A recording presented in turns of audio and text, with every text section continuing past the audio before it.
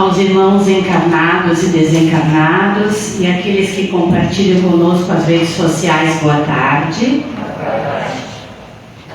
Que nossos irmãos encontrem alívio e consolo para seus males físicos e espirituais. E para aqueles irmãos que aqui chegam pela primeira vez, encontrem o auxílio que necessitam. Recados.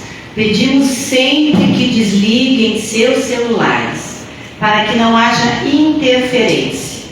A equipe espiritual já se encontra neste salão, preparando os irmãos para receberem seus tratamentos.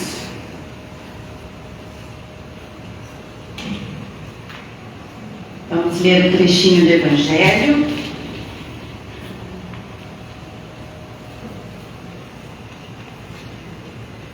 Caiu o capítulo 16, não se pode servir a Deus e a Mamon.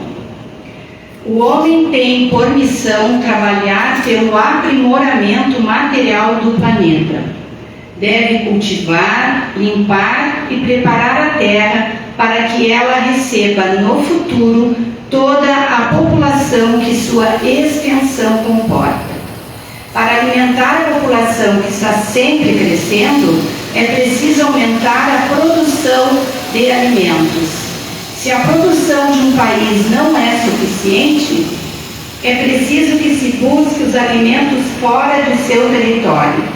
Assim, as relações entre os povos tornam-se uma necessidade.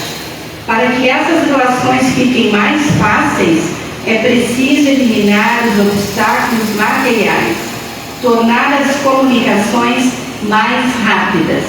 Para a execução dos grandes trabalhos, o homem teve que procurar material nas próprias entranhas da terra. Procurou na ciência os meios para que fossem executados com mais segurança e rapidez. É com razão que ela é considerada um fator de progresso. Que assim seja.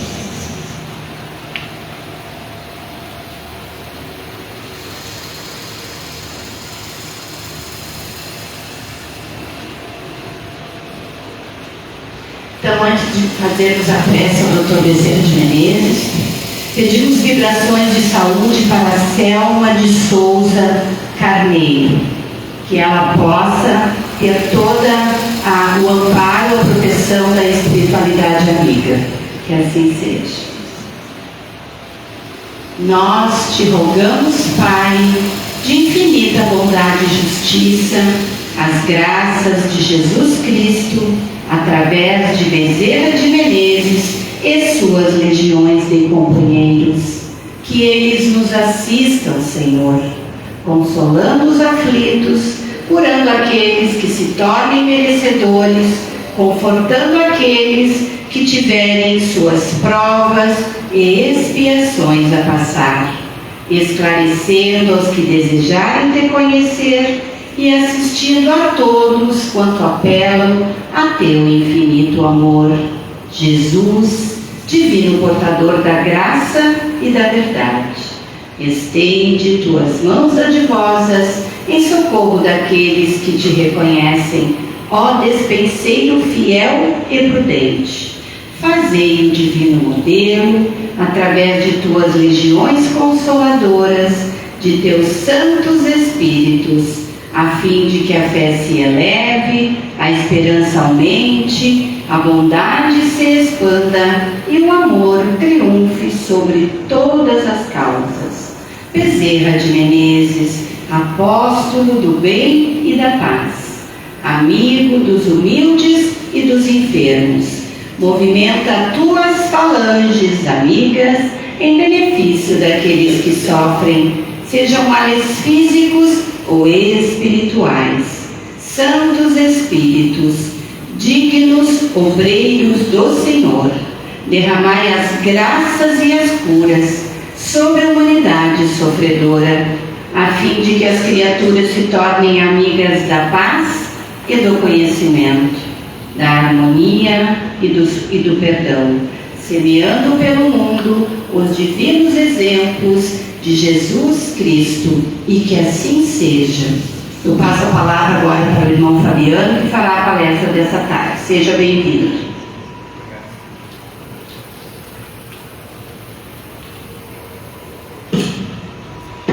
Boa tarde a todos. Boa tarde. O salão está vazio, mas hoje deu para escutar só os vivos. Sabe que está um calorão lá fora? Não se assustem. Está cheio de desencarnado aqui dentro. Mas sabem por quê? Porque eles não aguentam o calor também. Alguns de nossos obsessores até nos intuem, entra, que eu não aguento mais o calorão. Brincadeiras à parte, moramos, no Rio Grande do Sul.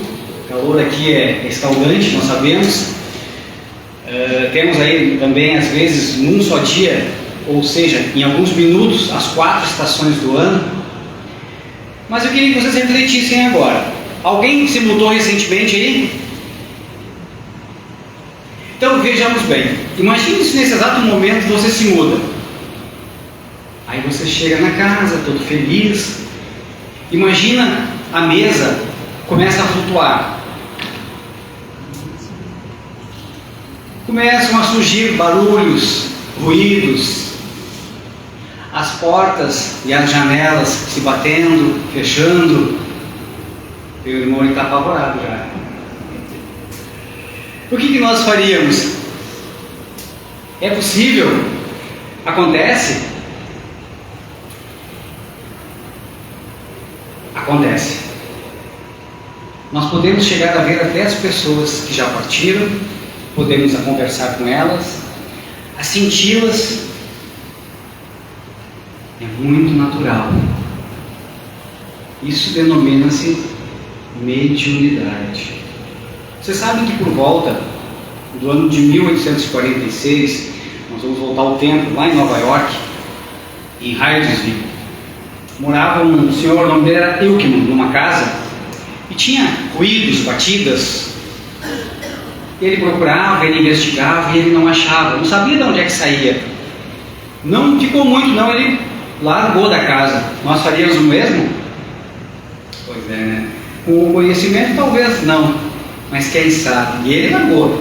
Passado algum tempo, 1848, a família Fox, uma família presbiteriana, que gozava de muito respeito à cidade, mudou-se para aquela casa. A casa já constava no meio como casa mal assombrada. Quem é que nunca ouviu na infância assim, aquela casa lá, que na colina é mal assombrada? Normalmente nós conversando, ouvi meu pai falou, meu avô falou, casa mal assombrada, e tem o lobisomem, tem o bicho-papão, tem isso, tem aquilo, aquele outro. Quando a gente vai estudando a doutrina espírita, a gente vai deixando de lado as superstições, vai conhecendo. Conhecereis a verdade vos libertará. João 8,32. Essa família se muda e nessa mesma noite já tem uns ruídos na casa, mas eles não dão bola. Engraçado, né? Talvez nós saímos correndo. Em 1849, no início ali, aqueles barulhos se tornaram mais profundos. Uma certa noite o barulho foi carnavalesco. A família se levantou, procurou por tudo, não achava. Resolveram até se recolherem mais cedo. A esposa, o John Fox, a Margaret, pegou e disse assim: olha, querido, eu estou achando que é algum espírito que está passando dificuldades. Eu já ouvi por aí esses comentários. Mas aí tinha a Kate, sabe que os pequenininhos são bem metidos, né? Eles gostam de fazer perguntas delicadas, gostam de olhar as coisas, são metidos, vamos dizer assim, coisas que nós não somos, né? E aí a Kate olhou e disse assim: Senhor pé de chumbo, me fala memória, era pé de chumbo, faça o que eu faço. Falavam pé de chumbo na época, acho que era pé de chumbo porque era a denominação que eles davam para o capeta na época, o diabo, né? Nós como espíritas sabemos que não existe, mas enfim. E aí ela bateu 2 vezes, ouviu-se 2 pancadas. A Margaret, a outra irmã mais velha, gostou e entrou na brincadeira. Faça o que eu faço. Bateu 4 palmas. O que ela ouviu? 4 pancadas. A mãe, curiosa, olhou: opa. Eles pensaram assim: bom, é 31 de março. Provavelmente deve ser alguém que está fazendo uma brincadeira, porque amanhã é 1º de abril. E ela perguntou e disse assim: faça o seguinte, senhor invisível, me responda, eu quero que você me dê a idade dos meus filhos em ordem. Eles tinham 7 filhos. E ele dava as pancadas, parava um pouquinho, e ele dava as pancadas, parava um pouquinho, e as pancadas iam até chegar na mais novinha. Aí deu um espacinho um pouquinho maior, e daqui a pouco 3 pancadas. Era o filho dela que havia desencarnado já há algum tempo. E ela fez perguntas: você foi morto? Deu 2 pancadas. Tum, tum. Você morreu nessa casa? Tum, tum. Aquele que lhe tirou a vida está vivo? Tum, tum.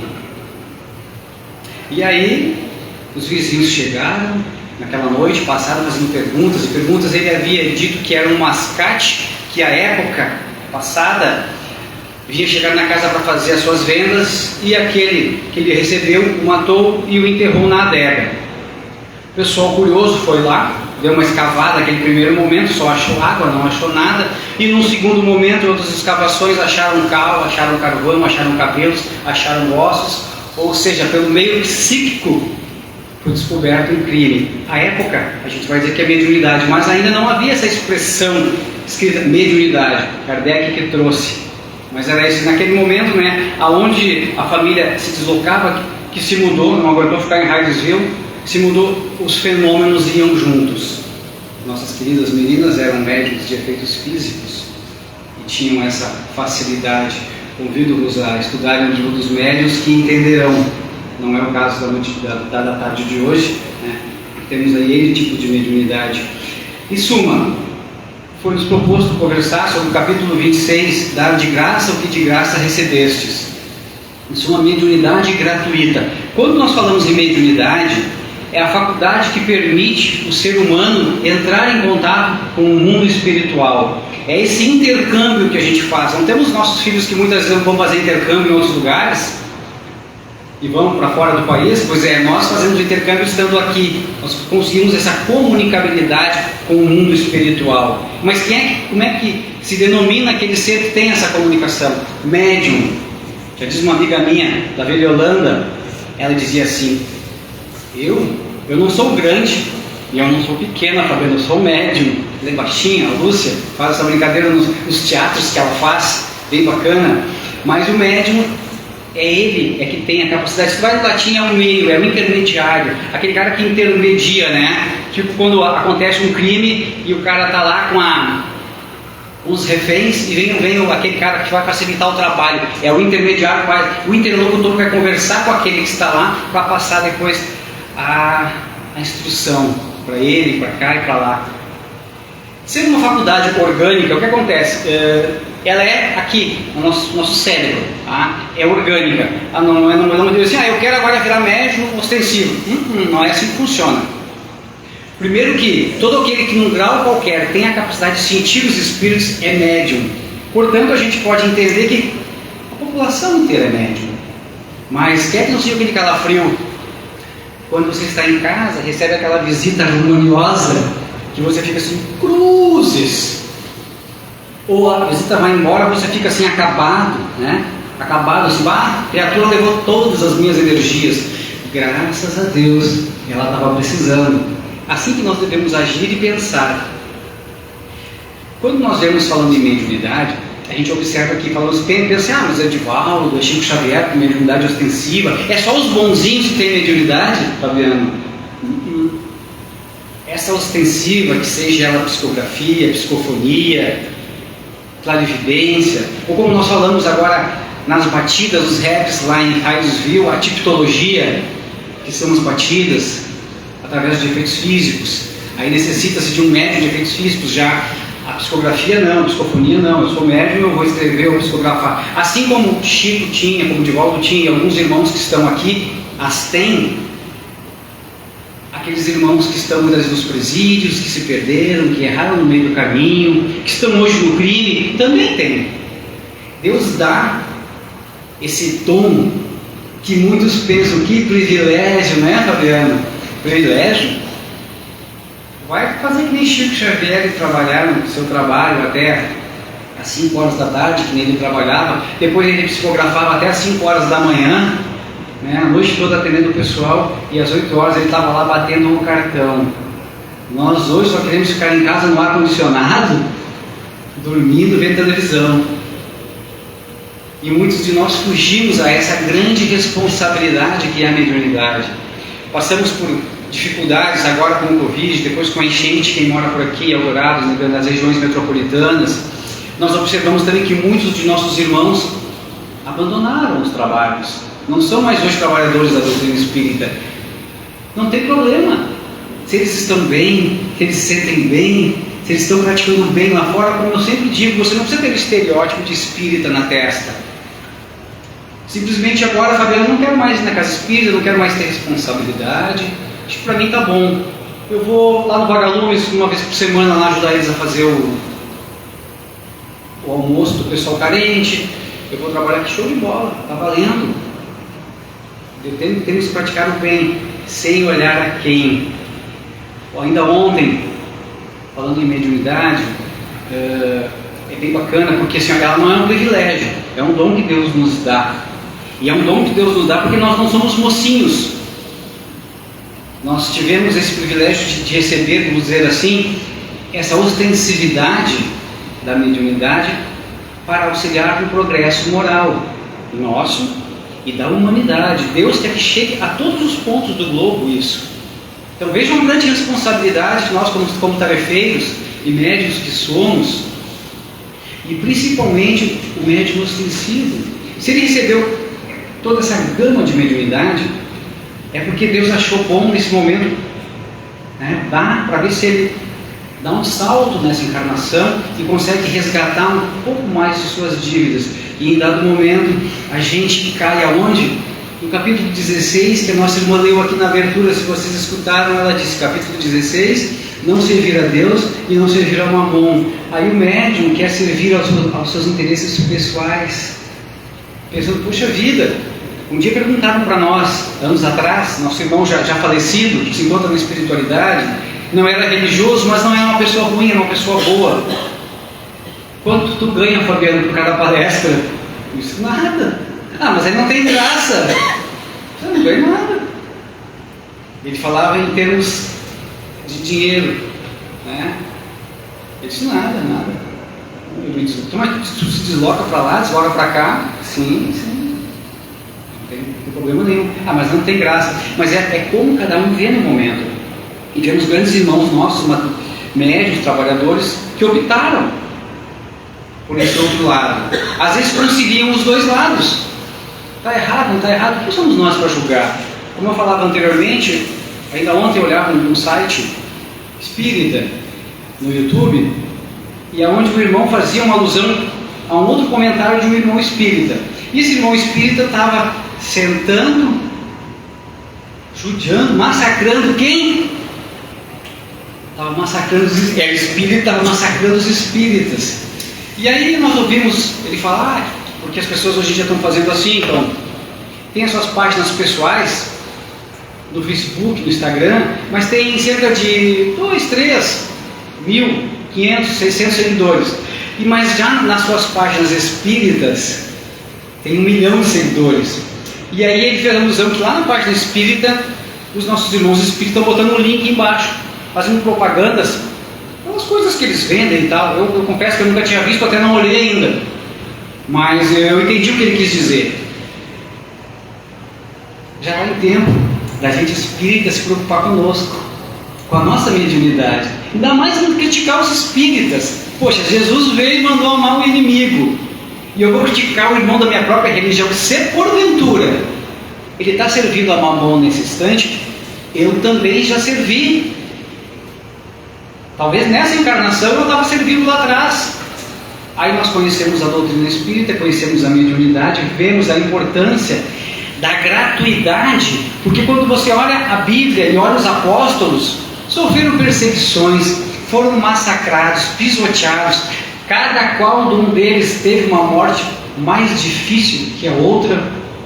Hoje você pode, não em todo mundo, é claro, mas na grande maioria, assim, talvez mais de 90% dos países, a gente consiga dizer que é cristão, que acredita em Jesus. Perfeito? A gente consegue. A gente consegue falar da mediunidade, você pode até exercer a mediunidade. Quantas pessoas não trabalham aí como médiuns curadores, como magnetizadores? O magnetizador porventura era o único camarada que pode cobrar, porque ele dá o que é dele. Vocês nunca viram assim, os nossos anciões que estão aqui, devem conhecer, nós conhecemos também, nós somos anciões, mas conhecemos também, as benzedeiras. Quem não viu uma benzedeira? Tá aí com aqueles, como é que é o nome daqueles que a gente tinha assim, os cobreiros, leva lá na tia lá que ela vai benzer. Aí a pessoa a criança, ela não consegue respirar, leva lá na benzedeira, que ela fez um xaropezinho, botou lá no orvalho a noite toda, com a bananinha da terra, que foi lá e tomou, e o camarada nunca mais teve mediunidade. Alguns desses nossos irmãos não cobram.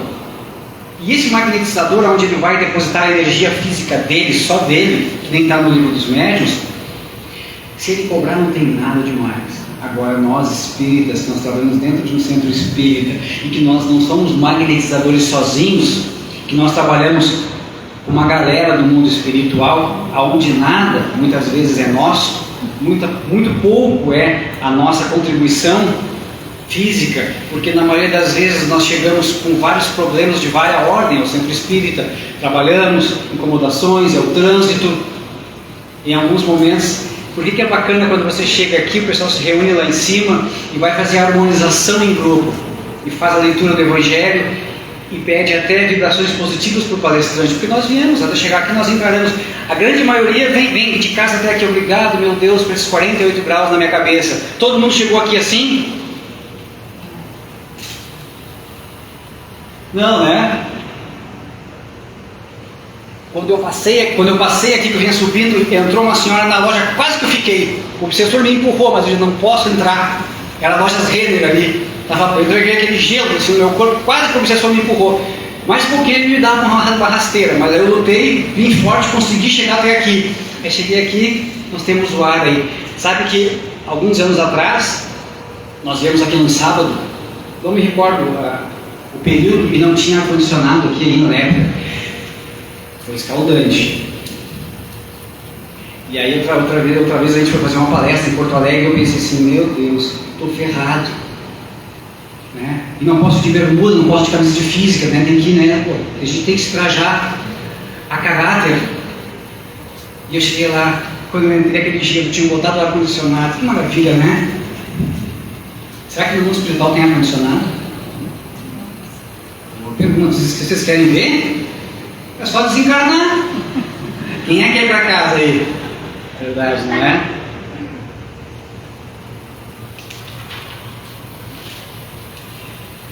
Entre esses vultos que nós falamos, né, não tem como não destacar Jesus. Curava, consolava, esclarecia, libertava consciências.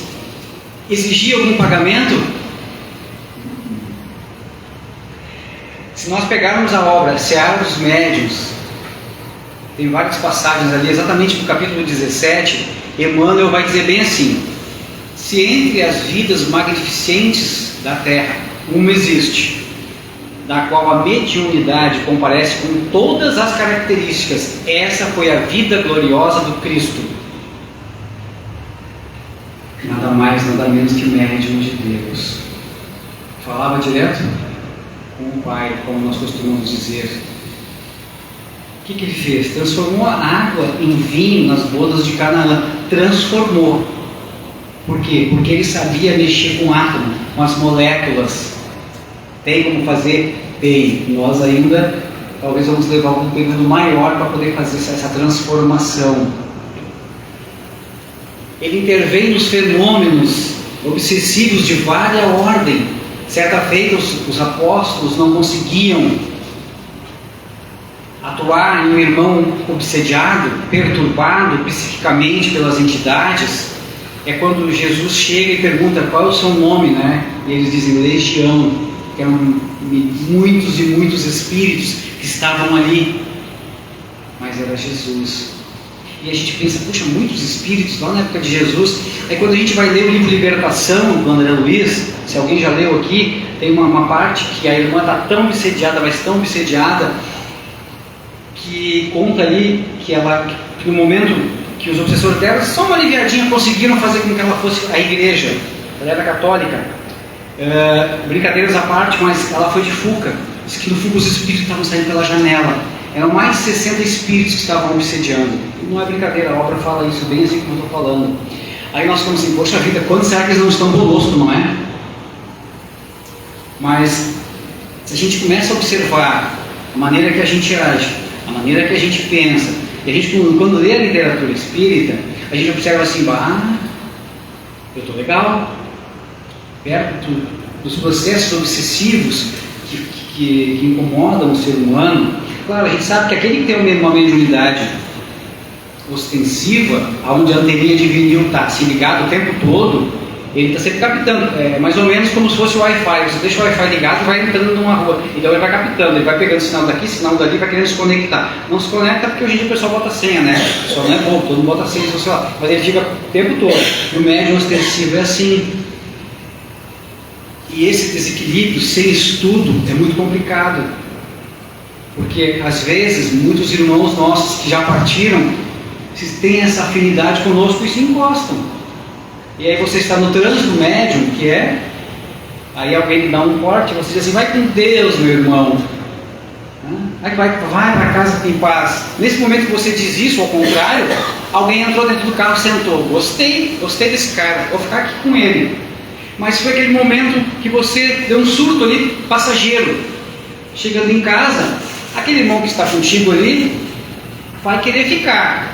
Agora, ele chega lá, o camarada não bebe, o camarada não fuma, o cara não briga com a família, não briga com os esposos, aí tem um tio religioso, boas ações, aquele irmão não fica, ele vai tentar interferir aqui e ali lá, mas não vai se sentir bem, ele vai voltar para ver se as anteninhas dele captam uma outra entidade. Ali foi aquele momento que a gente soltou a fala. Por isso é muito importante cuidar do que sai da boca. Há que se cuidar, né? Quando aquela feita que Jesus estava com os seus apóstolos para jantar, observaram que eles não lavavam as mãos e foram criticados, né? E Jesus, como se ele tinha resposta na ponta da língua com autoridade moral, né? E nós, a nossa é a resposta na língua, mas não temos moralidade ainda, estamos muito longe de conquistá-la. Às vezes damos a resposta para magoar, para ferir, não para educar, não com gentileza. Ele diz, né? Quer cuidar das mãos, mas não cuida do que sai da boca. O que sai da boca está cheio de coração. Como é que está o nosso coração? Como falamos anteriormente, alguns irmãos que criticam os espíritas, então já está no tempo deles acordarem, vão trabalhar, vão fazer a caridade, vão para o centro espírita, cuidar dos seus trabalhos mediúnicos, vão educar a sua mediunidade. Porque se eu tenho tempo para perder, para criticar o irmão espírita que está servindo a mamon, eu não sou espírita. Não. Como Jesus fala para amar os criminosos, perdoar os nossos criminosos, então o irmão que está ali nesse momento em erro e está servindo a mamon, que dizem se ele está ou não está, não nos interessa, o que a gente faz então? O que a gente gostaria que fizesse conosco, vamos orar por ele.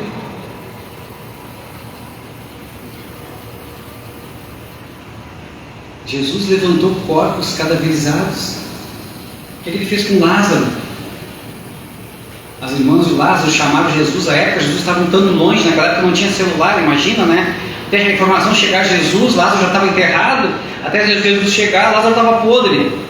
E sim, vocês nunca ouviram falar de uma ferida que a pessoa tem na perna, que chega que o camarada está bem assim, tu sente aquele cheiro de putrefação, mas o cara está em pé, quando ele tira a calça, que a enfermeira olha, está podre a perna. Acontece, só que Lázaro não está no estado cataléptico. Jesus vai lá, resolve. No Monte do Tabor, que é um dos montes mais altos de Israel, onde você pode ver toda Israel, Jesus sobe e conversa com os desencarnados, conversa com os mortos. Quem é que estava com ele lá? Moisés e Elias. Elias, não sendo João Batista, que logo dias atrás havia sido decapitado, que era a reencarnação de Elias, e ele conversava. Os 3 apóstolos ficaram olhando assim, que eles não queriam mais sair do Monte Tabor, queriam ficar ali, fazer barraca, morar ali, porque acharam assim belíssimo aquela situação. Tanto que hoje tem igrejas lá, se não me falha a memória, no Monte Tabor. Mesmo depois da desencarnação, ele volta para confabular com os apóstolos, trazendo instruções do mundo espiritual. Consegue ver a alma da mulher de Magdala, porque foi a que fez a maior transformação na época, foi ela. Segundo Haroldo, ela tinha 7 entidades espirituais, se não me falha a memória, a importunando o tempo todo, e ela conseguiu vencer. E após, não foi à toa que quando Jesus, a primeira pessoa que apareceu foi para ela. Então nós vemos como Deus é bom para conosco, nos dando a mediunidade gratuita. E muitas vezes nós fazemos virar comércio. Se virar comércio, perde toda a finalidade. Até mesmo porque daqui a pouco vira mistificação. O que é mistificação? Mistificação, o camarada é um médium bom. Como aconteceu com o nosso amigo lá em cima, o João de Deus. Um trabalho maravilhoso. Mas aí começou a entrar dinheiro, começou a entrar status, começou a entrar pompa, o peito infla, eu sou melhor, eu sou bom. Não, Deus é bom, nós somos apenas depositários dessa mediunidade. Nada é nosso, a roupa, os livros, a casa. Quando desencarnar, acabou, não tem mais nada. Vai para lá só a parte moral que eu consegui conquistar aqui. E aí esses vultos se perdem. Mas do contrário também nós vemos aí grandes trabalhadores, né? Não só no meio espírita, em várias ordens de mediunidade, ajudando, auxiliando, consolando. Madre Teresa de Calcutá, Irmã Dulce, Frei Damião, São Francisco de Assis, quando se despoja de todos os seus bens na Praça de Assis para seguir Jesus. Jesus é o nosso modelo, o nosso guia da humanidade. E ele diz assim: ninguém vai ao Pai se não passar por mim. Nós temos ele como guia, como modelo, como irmão, como governador do nosso órgão, do nosso planeta. Então, na dificuldade, conversemos com ele. Para finalizarmos, eu queria aproveitar a obra Seara Espírita, no capítulo 17. Se vocês lerem, tem vários parágrafos, mas o último parágrafo diz bem assim. Vou ler para vocês. É inútil, assim, que cristãos distintos, neste ou naquele setor da fé, se reúnam para confundir respeitosamente a mediunidade, em nome da metapsíquica ou da parapsicologia, que mais se assemelham a requintados processos de dúvida e negação, porque ninguém consegue empanar os fatos mediúnicos na vida de Jesus, que, diante de todas as religiões da terra, permanece por sol indiscutível a brilhar para sempre. A mediunidade sem moral é instrumento vazio. A mediunidade com amor transforma. Muito obrigado por terem nos ouvido nessa tarde tão calorosa. Fiquem com Deus.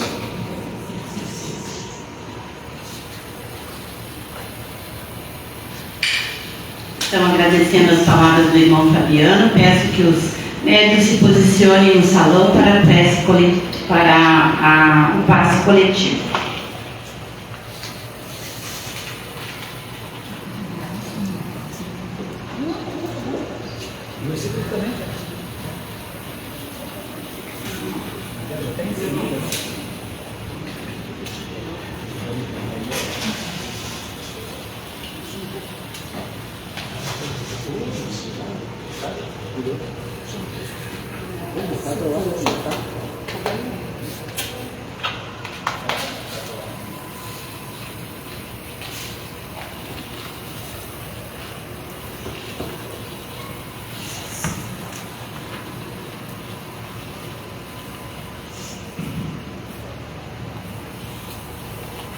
Irmãs e irmãos, nesta atmosfera de harmonia e paz, convido a todos para se concentrarem, buscando a serenidade interior, permitindo que a mente se acalme e o coração se abra, para receberem as benesses trazidas pela corrente de luz amiga, potencializando em cada um as energias de saúde física, mental, espiritual e o puro amor de Deus e de Jesus.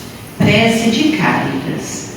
Deus, nosso Pai, que sois todo poder e bondade, dai a força àquele que passa pela provação, dai a luz àquele que procura a verdade, pondo no coração do homem a compaixão e a caridade.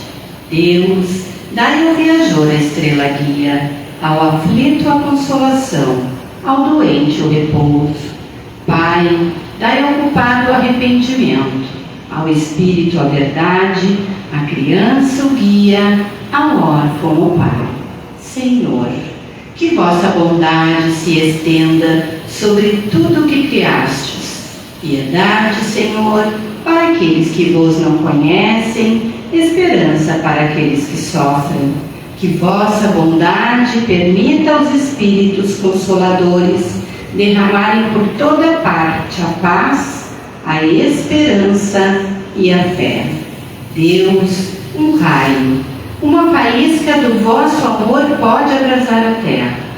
Deixai-nos beber nas fontes desta bondade fecunda e infinita, e todas as lágrimas secarão, todas as dores se acalmarão. Um só coração, um só pensamento subirá até vós, como um grito de reconhecimento e de amor. Como Moisés sobre a montanha, nós vos esperamos com os braços abertos. Ó poder, ó bondade, ó beleza, ó perfeição. E queremos de alguma sorte merecer a vossa misericórdia. Deus, dai-nos a força de ajudar o progresso, a fim de subirmos até vós. Dai-nos a caridade pura, dai-nos a fé e a razão, dai-nos a simplicidade, que fará das nossas almas o espelho onde se deve refletir a vossa puríssima imagem. E que assim seja. O passe foi transmitido, irmãos e irmãs, vão em paz.